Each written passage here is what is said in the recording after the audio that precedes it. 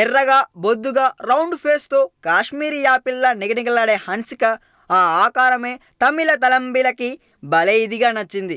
అందుకే ఆమెను జూనియర్ ఖుష్బూ అంటూ ఆరాధించారు. ఏకంగా గూడులు కూడా కట్టేశారు.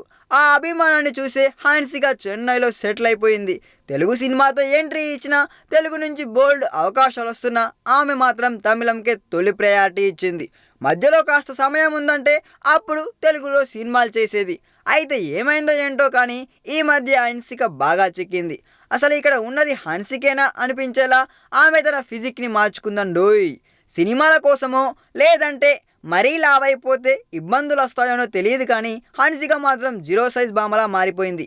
చక్కన చిక్కిన అందమే అంటుంటారు కదా, అలా హన్సిక ఎంత స్లిమ్గా తయారైనా అందాన్ని మాత్రం కోల్పోలేదు. అదే నిగనిగలతో కుర్రాల్ని పడగొట్టే ప్రయత్నం చేస్తుంది. అన్నట్టు ఇటీవల తెలుగులో ఎక్కువ సినిమాలు చేయడానికి ఒప్పుకుంది హన్సిక.